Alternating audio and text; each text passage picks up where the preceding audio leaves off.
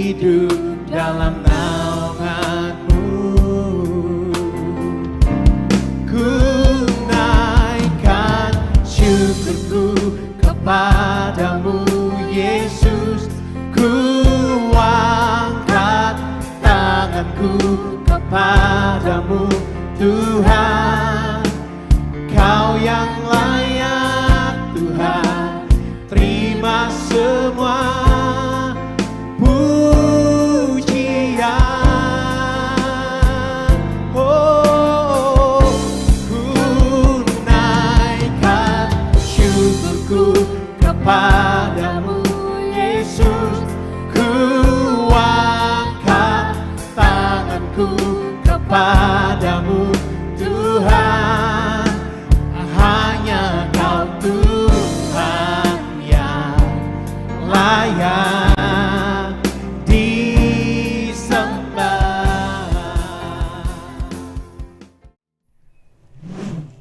Saya kasih judul khotbah saya hari ini, My Heart Your Home. Ya, puji Tuhan bulan ini kita udah belajar, diberkati banget dengan bagaimana Tuhan mau bangun keluarga kita jadi home sweet home.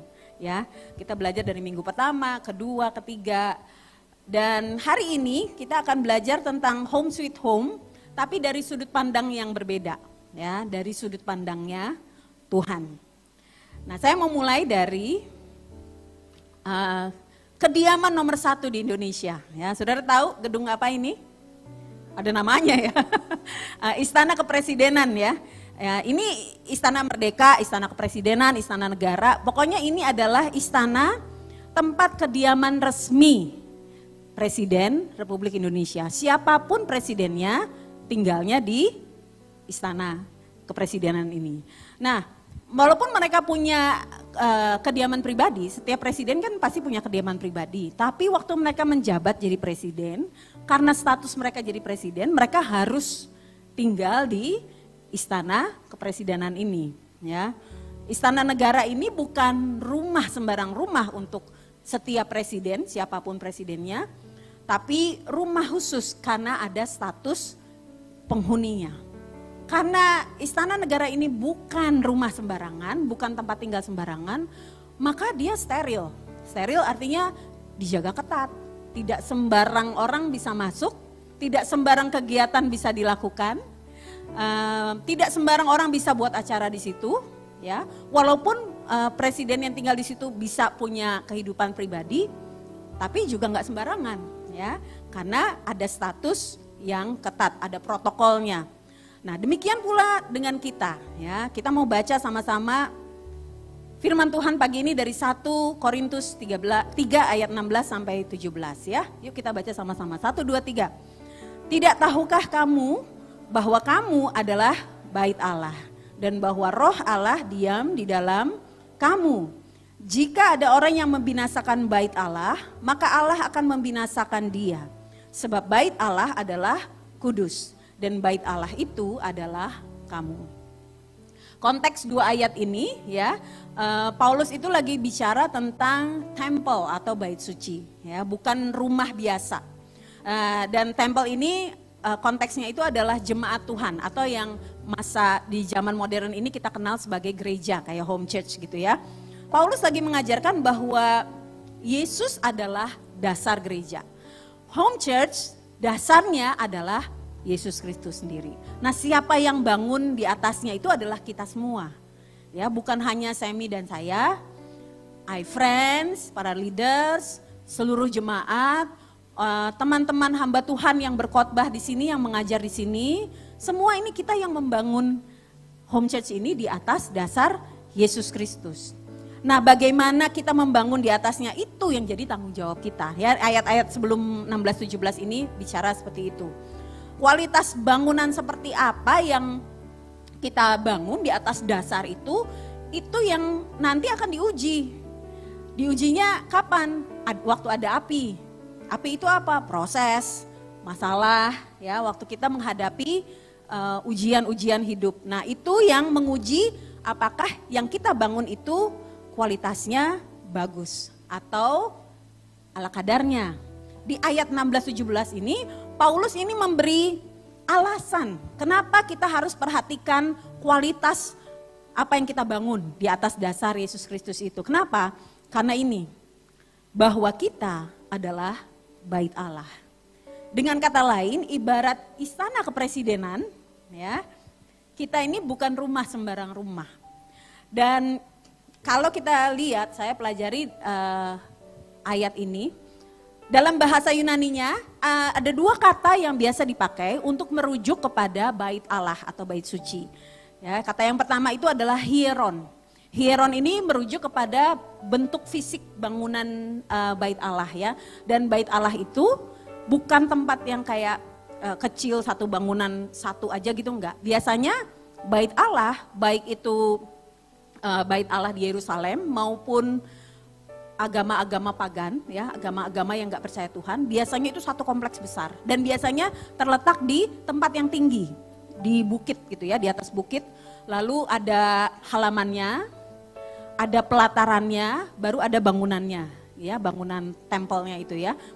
Nah, kata yang kedua yang biasa dipakai oleh firman Tuhan di dalam Alkitab adalah naos, dan firman Tuhan yang kita baca hari ini pakai kata naos, gitu ya. Tulisannya seperti vaos tapi naos bacaannya ya. Naos ini artinya the inner sanctuary atau ruang Maha Kudus. Naos itu adalah kamu, artinya ruang Maha Kudus itu adalah kamu. Mungkin waktu kita dengar ini kita rasa, wah, holy, saya masih banyak salahnya. Kita mungkin masih bolak-balik jatuh dalam dosa, tapi firman Tuhan bicara bahwa kita adalah ruang Maha Kudus karena kita adalah tempat Allah berdiam.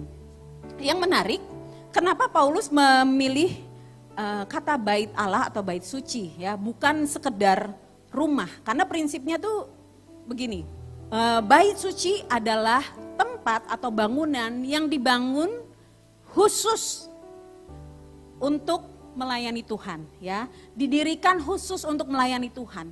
Bait suci tidak didirikan untuk orang tinggal, untuk orang mengadakan pesta, untuk orang ngumpul, tapi dikhususkan untuk melayani Tuhan. Demikian pula hidup kita. Hidup kita ini dikhususkan oleh Tuhan, dibentuk, diciptakan khusus untuk melayani Tuhan. Jadi kalau hidup kita tidak melayani Tuhan, pertanyaan besar, ini rumah siapa? Ini baitnya siapa? Ya. Lalu yang kedua, nah karena tempat atau bait suci ini dikhususkan untuk melayani Tuhan, makanya sakral. Yang namanya sakral atau sacred itu artinya orang gak bisa sembarangan atau seenaknya berada di lingkungan itu. Hidup kita karena tempat kediamannya Allah, kita juga gak boleh sembarangan loh sebetulnya sama hidup kita. Ya. Makanya kalau kita ingat cerita Tuhan Yesus ngamuk, bukan hanya marah ya, Tuhan Yesus ngamuk dan membalikkan meja penukar uang, ya, dia marah karena ini bukan tempatnya. Tuhan Yesus bukan marah sama orang-orang yang jual penukar uang itu, dia marah karena ini tidak pada tempatnya. Dan yang luar biasa yang ketiga, bait suci atau naos itu adalah tempat Allah berdiam. Atau the inner sanctuary. Saya suka terjemahan the holiest of the holy. Rasanya itu sesuatu yang wow ya, berat banget. Rasanya kita nggak ada yang nyampe gitu ya, the holiest of the holy itu cuma Tuhan. Tapi kok Tuhan mau ya menjadikan kita yang banyak salahnya ini jadi tempat dia berdiam, the holiest of the holy itu. Ini yang luar biasanya. Ternyata karena apa saudara? Karena di bumi ini kita nggak bisa lihat Tuhan kan secara kasat mata. Ada yang bisa lihat Tuhan? Orang nggak bisa lihat Tuhan secara kasat mata. Karena itu Tuhan memilih untuk berdiam di dalam manusia yang fana ini. Tuhan menaruh rohnya di dalam kita supaya apa? Supaya kita bisa memanifestasikan pribadi Tuhan sama manusia lain. Ini yang namanya outreach. Waktu kita sadar bahwa kita ini tempat kediamannya Tuhan dan apapun yang kita lakukan, kita sedang menyatakan pribadinya Tuhan. Nah waktu kita sadar akan hal ini, saya percaya kita nggak akan sembarangan ngomong. Karena apapun yang keluar dari mulut kita, itu kita sedang menyatakan siapa yang di dalam kita, siapa yang tinggal di dalam kita. Nah waktu Tuhan memilih untuk tinggal dan berdiam di dalam hati orang percaya, itu adalah kasih karunia ya. Karena sebetulnya tidak ada dari kita yang layak untuk tinggal, untuk ditinggali oleh Tuhan. Allah yang Maha Kudus tinggal di dalam manusia yang jauh dari kudus. Enggak mungkin, enggak bisa. Tapi karena kasihnya Tuhan memilih untuk menyatakan dirinya kepada manusia. Oleh sebab itu, ya, tempat kita ini adalah jadi pusat kegiatan atau pusat operasional apa yang Tuhan lakukan di bumi ini. Enggak main-main loh, kita jadi kayak base campnya Tuhan untuk melakukan apapun di bumi ini. Tubuh kita ini loh, gereja Tuhan. Nah Tuhan menyatakan dirinya kepada manusia di masa kini melalui hidup kita. Kalau kita berpikir bahwa Tuhan menyatakan diri hanya lewat tanda-tanda ajaib, mujizat, atau waktu kita lagi worship, merinding, itu nggak salah. Tapi ini loh yang Tuhan nyatakan di bacaan kita pagi ini, bahwa Tuhan menyatakan dirinya melalui kita semua, orang-orang yang percaya. Masalahnya sebetulnya, kalau saudara mau tahu isi hati kita sebetulnya, saudara lihat gambar ini ya. Kalau kita lihat tadi bait suci itu megah dengan detailing yang luar biasa. Tapi hati manusia sebetulnya seperti ini, jauh dari kemegahan, jauh dari apa yang bagus. Karena apa? Roma 3 ayat 23 berkata, karena semua orang telah berbuat dosa dan telah kehilangan kemuliaan Allah. Ya, kita nih nggak dengan sendirinya jadi bait Allah gitu. Tidak dengan sendirinya Allah tiba-tiba kucuk-kucuk datang dan tinggal dalam hati kita. Ada yang menebus hati kita, ada yang menebus hidup kita. Minggu lalu kita belajar itu ya, Yohanes 3 ayat 16. Karena begitu besar kasih Allah akan kita yang bobrok, berdosa dan rusak ini, sehingga ia mengaruniakan Yesus untuk membeli dan menebus rumah yang tidak layak ini. Rumah yang harusnya harganya murah, mungkin gak ada harganya. Tapi karena begitu besar kasih Allah, dia beli rumah ini dengan harga paling mahal. Paling tinggi yang bisa dibeli oleh manusia. Gak ada yang bisa beli juga. Yaitu dengan darahnya. Begitu besarnya kasih Tuhan, karena dia mau tinggal di dalam diri kita. Ya, supaya kita percaya kepadanya dan tidak binasa. Dan waktu kita percaya kepada Yesus, saat itulah Tuhan menaruh rohnya dalam diri kita. Dan ini kabar baik buat kita. Next. Kalau kita merasa kita nih gak layak, rumah bait ini sebetulnya kotor, ini kabar baik untuk kita semua. You're not too lost for God to find. Kita gak ada orang yang segitu tersesatnya yang Tuhan gak bisa temukan. You're not too dirty for God to cleanse.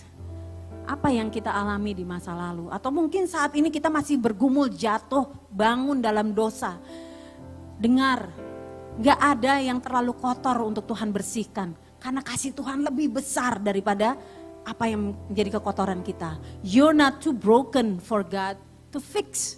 Kalau kita merasa putus asa, aduh aku udah gak bisa, udah gak ada harapan lagi deh.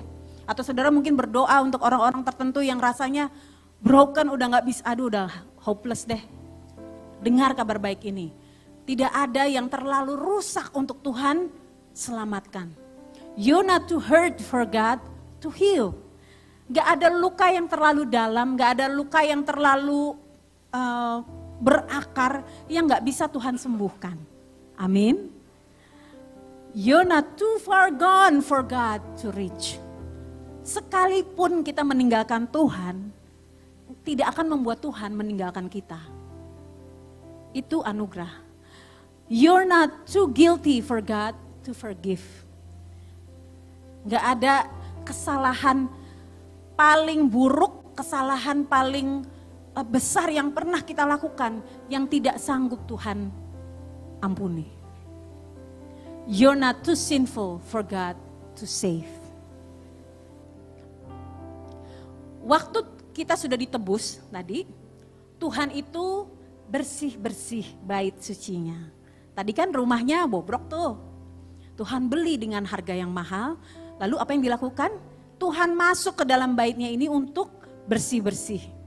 Ya.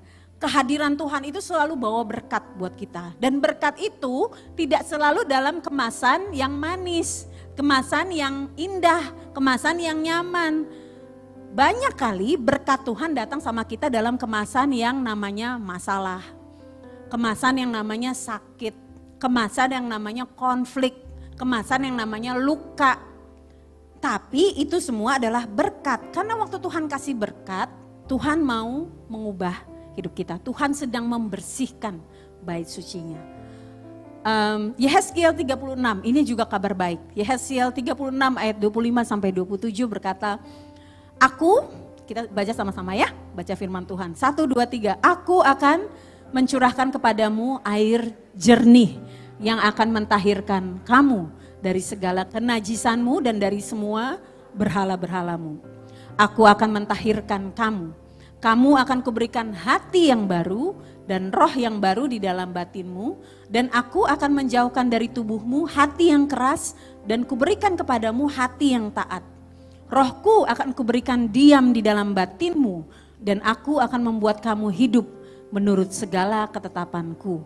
Dan tetap berpegang pada peraturan-peraturanku dan melakukannya. Janji firman Tuhan ini berkata bahwa bukan kita yang bersih-bersih rumah ini, bersih-bersih bait suci ini, karena kita gak bisa. Firman Tuhan ini berkata jelas, Tuhan sendiri yang mencurahkan air yang jernih. Ya, ada firman Tuhan, ada rohnya. Waktu kita menyembah Tuhan, waktu kita dengar firman Tuhan, kita tuh lagi dibersihkan. Ya, jadi waktu kita ngalamin masalah, oh ada yang rusak nih, ada yang kotor nih. Firman Tuhan yang membersihkan. Roh Tuhan, air jernih itu yang membersihkan. Amin. Nextnya. Dari mana kita tahu kalau bait suci ini sudah jadi tempat yang menyenangkan hati Tuhan? Waktu kita sudah bisa mendapati 5 hal ini. Yang pertama, a repenting heart. Kalau roh Tuhan tinggal di dalam kita, respon pertama kita selalu pertobatan. Mau kita jatuh, mau kita buat salah, mau kita dapat berkat, mau kita dapat promosi, respon pertama kita selalu cek ke dalam. Tuhan, terima kasih. Dan melihat bahwa ini bukan kita. Respon kedua adalah relentless faith. Artinya apa? Kita punya iman yang keluar dari pengenalan pribadi. Bukan iman karena saya KTP-nya Kristen. Jadi ya iman saya sama Tuhan Yesus, bukan gitu. Ada true joy, sukacita yang sejati itu adalah sukacita yang tidak tergantung keadaan. Sukacita yang bukan karena keadaan, apa yang terjadi di luar, tapi sukacita yang firm gitu, tidak tergoyahkan. Karena apa? Karena roh Tuhan ada di dalam kita. Karena yang pemilik bait suci itu tinggal dan menguasai hati kita. Lalu the mind of Christ. Kita bukan lagi orang yang mengenakan hikmat pribadi, kita selalu minta hikmat Tuhan. Dalam pekerjaan, dalam rumah tangga, dalam hubungan keluarga, apapun yang kita lakukan kita selalu minta hikmat Tuhan. Kita udah gak pakai hikmat manusia lagi. Dan yang terakhir, yang pasti segala sesuatu yang kita lakukan itu untuk memuliakan Tuhan. Amin. Kalau Allah diam di dalam baitnya, apapun yang kita lakukan, mau kita nggak suka sama orangnya, mau kita nggak suka sama keputusan atasan kita, mau kita nggak suka sama keputusan keluarga kita, mau kita nggak suka dengan situasinya, mau kita nggak happy dengan hasilnya, mau kita sedih dengan kegagalannya, we always glorify God. Jadi, next. Sebelum kita membangun a home sweet home buat keluarga kita, mari kita bangun a home sweet home buat Tuhan di hati kita. Amin.